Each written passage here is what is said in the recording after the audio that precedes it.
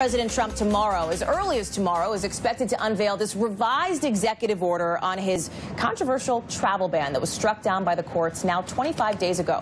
We might hear the president talk about this in his address to Congress tonight. And in the audience, if that happens, will be my next guest, Syrian refugee activist Tima Kurdi, who was invited by Democratic Congresswoman Tulsi Gabbard of Hawaii. Tima's family was put into the spotlight in 2015 when this heart-wrenching photo of her two-year-old nephew, Aylin, put on a very real, very difficult face to the Syrian refugee crisis. Julie Hirschfeld-Davis, Jenna Johnson are also back with us here. Tima, first of all, thank you very much for joining us here. I know you were saying during the break that you got in touch with Congresswoman Gabbard after you saw her on TV talking about the Syrian refugee crisis. What is your message to President Trump as he gets ready to unveil this new potential travel ban that might, we don't know, but that might potentially restrict refugees coming in from Syria?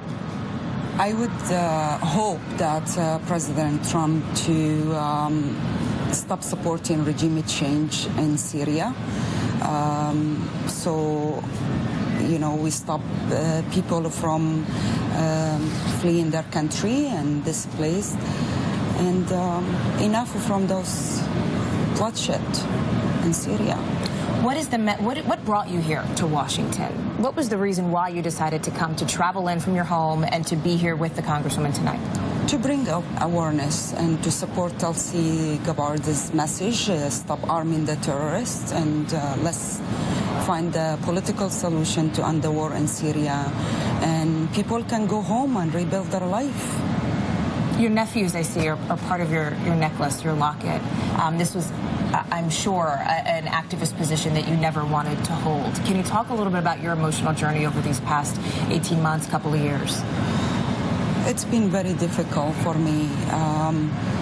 To be honest, I was just a normal person living my life like everybody else and try to help my family before that tragedy happened. For 4 years, I fight, and like thousands of those Syrians, they were crying out to the world for help, and nobody was doing enough until that picture of my nephew.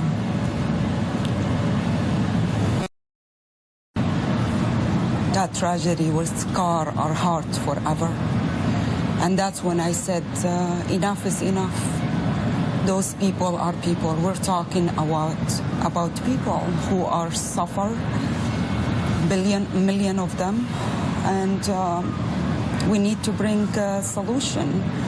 And I try to talk about how it's not only one person who's killing his own people. It doesn't mean I don't want to be sounded like I am supporting President Bashar or not. I don't support anybody.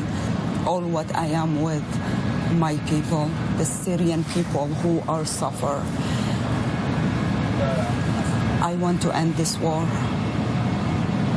The people who doesn't understand supporting regime change has cost millions of people to flee their home. Each family I talk to, they lost their loved ones. So imagine millions of them, they have a scar in their heart. How they're going to move on in their life. We need to end this. We need a political solution to end this war. Stop funding those rebels, which is the jihadist rebel. And all in the West, in the media, all what we hear about, we're supporting mother in trouble. There is no mother in trouble in Syria. My people told me about this. My people said, in Arabic word, we have 100 rebel fighting each other in Syria and cause us to flee.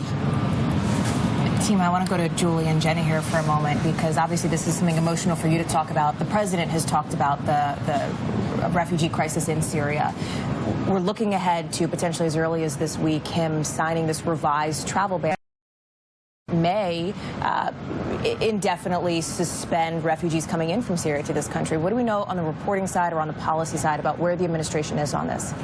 Well, early drafts are showing that perhaps this infinite ban on Syrian refugees might be taken out of the executive order. Again, this is a draft. I'll believe it when it actually happens when it comes to this administration. But a big thing driving this is public opinion has really changed on Syrian refugees.